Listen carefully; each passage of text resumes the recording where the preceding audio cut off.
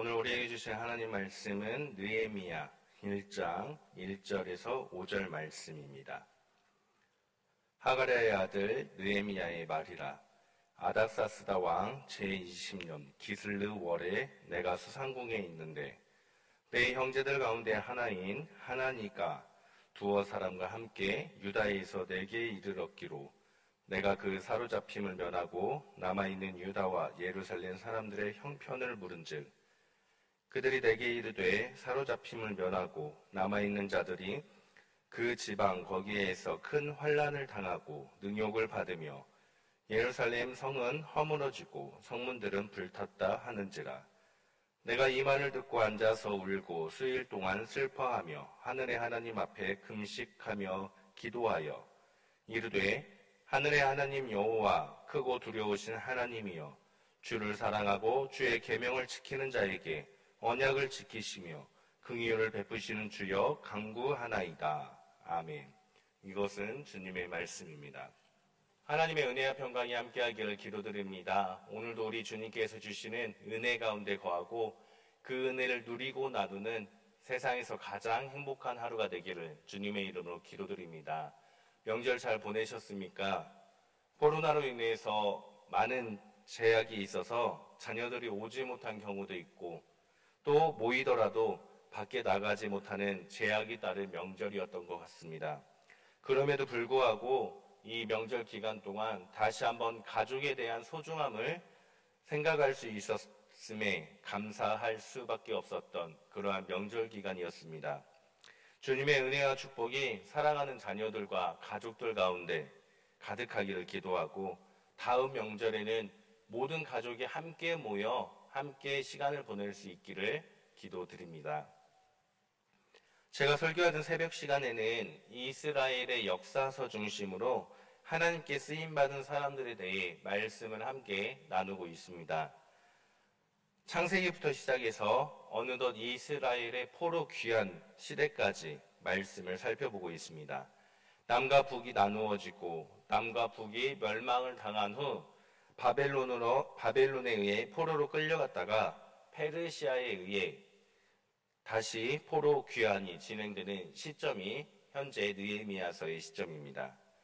1차 포로 귀환으로 스룹바벨이 이끌어 성전을 재건하였고 2차 포로 귀환으로 에스라가 이끌어 율법을 가르치고 부흥운동을 하였습니다. 그리고 오늘 본문의 느헤미야가 3차 포로 귀환의 대표자가 되어 이스라엘 백성들을 이끌어 성벽을 재건하게 되는 것이 느헤미야서의 내용입니다.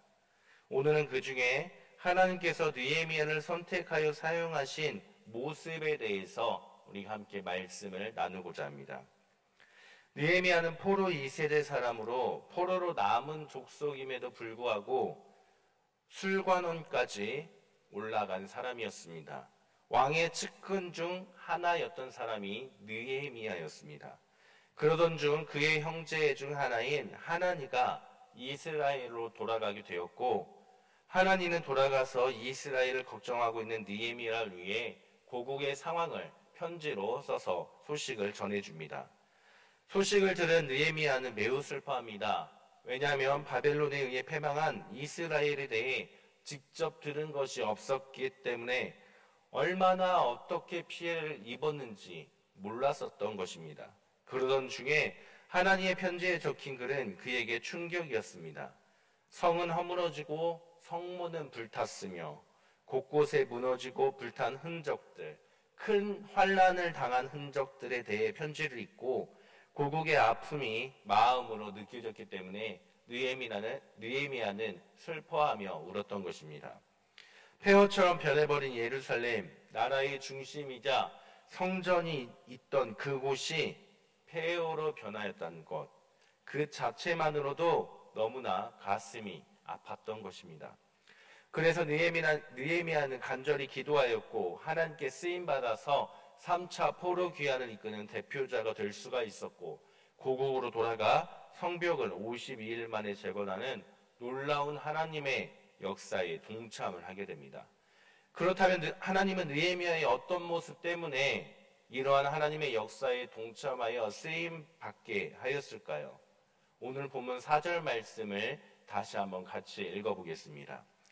내가 이 말을 듣고 앉아서 울고 수일 동안 슬퍼하며 하늘의 하나님 앞에 금식하며 기도하여. 아멘. 하나님께서 느헤미야를 선택하여 사용하신 이유 첫 번째는 느헤미야는 고국의 아픔을 나의 아픔으로 받아들일 수 있는 사람이었기 때문입니다. 하나님의 소식을 듣고 느헤미야는 넋을 잃고 앉아서 수일 동안 슬퍼하며 울었습니다. 자신의 고국이 폐허가 된 것도 있겠지만 하나님이 세운 하나님의 나라가 폐허가 되었고 성전이 부서진 것에 대한 아픔을 마음으로 받아들였기 때문입니다. 다른 사람의 감정이나 의견, 주장 등에 대해 자신도 그렇게 똑같이 느끼는 것을 공감이라고 합니다. 느헤미야는 고국의 소식에 대해서 공감하였던 것입니다. 고국이 폐허가 되어버린 그 아픔에 공감하여 같이 아파했고, 하나님의 성전이 무너지고 하나님의 나라가 폐허가 되어버린 하나님의 그 슬픔에 같이 슬퍼할 수가 있었던 것입니다. 누군가 내 상황에 대해서 공감할 수 있다는 것은 나의 아픔, 나의 고통, 내 고민을 함께 느끼고 같이 느껴서 나를 이해해 주는 것을 뜻합니다. 단순히 위로하는 것이 아니라 그 사람의 그 아픔이 나의 아픔으로 받아들여서 함께 아파할 수 있는 진정한 위로이기 때문입니다. 사람과 사람 사이뿐만 아니라 하나님과의 공감 역시 매우 중요합니다. 하나님이 얼마나 아파하실까? 하나님이 얼마나 기뻐하실까? 하나님과의 공감이 있어야만 우리는 하나님의 참뜻을 알 수가 있기 때문입니다. 하나님은 우리를 공감하십니다. 그래서 이스라엘 백성들이 고통 가운데서 부르짖었을 때 하나님은 그 소리를 듣고 보고 공감하셔서 친히 모세를 보내어 구원으로 이끄셨던 것입니다. 우리가 죄 가운데 빠져서 고통 가운데 있을 때 하나님은 우리의 영원한 죽음에 대해서 공감하셔서 하나뿐인 자신의 아들 예수 그리스도를 통해 우리를 구원하여 주셨습니다. 그런데 우리는 얼마나 하나님에 대해 공감하고 있습니까? 우리가 잘못된 길로 갈 때 하나님이 얼마나 안타까워하시며 우리가 아플 때 하나님이 얼마나 아파하실지 우리는 얼마나 하나님에 대해 공감하고 있습니까? 우리는 하나님과의 깊은 교제를 나누어야 합니다. 하나님은 나를 공감하시는데 내가 하나님을 공감하지 않는다면 그것은 일방적인 사귐이며 짝사랑입니다. 하나님이 나를 공감하시듯이 나 역시 하나님을 공감할 수 있도록 노력해야 되고 하나님과의 교제와 사귐이 깊어져야 합니다. 느헤미야는 고국의 상황, 아픔을 공감하였고 하나님의 진노하셨던 그 마음과 안타까워하신 그 마음을 공감하였던 사람입니다. 그래서 그는 조상의 죄에 대해서 회개하여 하나님의 공감에 응답하였던 것입니다. 이 때문에 하나님은 느헤미야를 3차 귀한 대표자로 사용하셨음을 믿으시기를 바랍니다. 하나님과의 깊은 공감을 통해 우리 역시 느헤미야처럼 쓰임받을 수 있는 성도들이 될 수 있다는 것을 믿으시기를 바랍니다. 느헤미야가 하나님께 쓰임받을 수 있었던 두 번째 이유는 성실함 때문입니다. 우리 4절 말씀을 다시 한번 같이 읽어보겠습니다. 내가 이 말을 듣고 앉아서 울고 수일 동안 슬퍼하며 하늘의 하나님 앞에 금식하며 기도하여. 아멘. 느헤미야는 고국의 소식을 듣고 고국의 아픔과 하나님의 마음에 공감하여서 수일 동안 슬퍼하였습니다. 그리고 그 후에 그가 한 행동은 하나님 앞에 금식하며 기도하였다라는 것입니다. 금식이라는 것은 우리가 무언가 결단을 할 때 하는 행위입니다. 느헤미야의 금식은 회개를 결단하기 위한 행위의 표현이었습니다. 그리고 하나님께 기도하였습니다. 고국 이스라엘을 위해서 할 수 있는 일이 무엇인지 기도하였고 하나님의 뜻이 무엇인지 기도하였으며 하나님이 이스라엘 백성들을 이끌어 주시기를 기도하였습니다. 그런데 여기서 중요한 것은 금식과 기도가 일회성으로 끝나는 것이 아니라 계속 지속되었다라는 뜻입니다. 마치 부흥회에서 방언을 하고 성령 충만함으로 기도한 후 성령 체험했다라고 말하고 돌아와서는 예전의 삶을 똑같이 살았던 그런 일회성이 아니라 느헤미야의 금식과 기도는 계속하여 하나님이 응답하실 때까지 계속하여 지속하였다라는 뜻을 가지고 있습니다. 한 번으로 끝나는 금식과 기도가 아니라 계속하는, 지속되는, 이루어질 때까지 계속되는 금식과 기도였습니다. 우리는 이러한 것을 성실하다라고 표현할 수가 있습니다. 성실함이란 것은 태도나 행동이 진실되고 올바르며 지속적으로 하는 것을 뜻하는 단어입니다. 느헤미야는 하나님 앞에 금식함으로 그의 진실함을 표현했고 가식적으로 한두 번 기도한 것이 아니라 지속적으로 기도함으로 하나님 앞에 성실하게 기도했다라는 것입니다. 느헤미야의 이러한 성실함 때문에 하나님은 느헤미야를 선택하여서 그를 통해 성벽 재건을 52일 만에 이루게 되는 놀라운 역사를 일으키게 됩니다. 다른 민족들의 방해에도 불구하고 하나님만 의지하고 하나님 뜻대로 행할 수 있는 그 성실함이 있었기 때문에 성벽을 재건하는 역할을 맡을 수가 있었던 것입니다. 우리는 하나님 앞에 얼마나 성실하고 있습니까?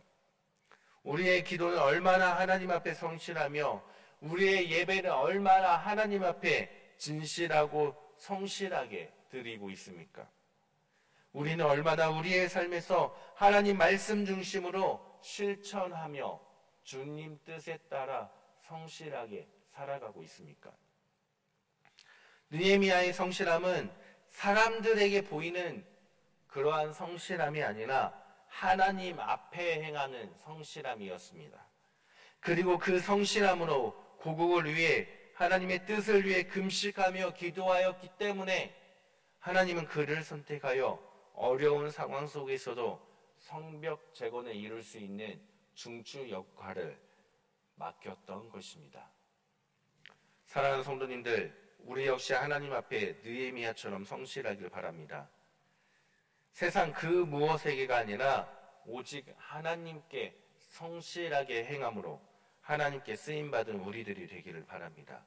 그리하여 느헤미야처럼 하나님께 쓰임받아 이 땅의 교회들의 손가락질 받고 있음에도 불구하고 우리들을 통하여 하나님 나라를 만들어가는, 하나님 나라를 이루어가는 놀라운 역할을 감당하는 성도님들 되시기를 주님의 이름으로 간절히 축원합니다.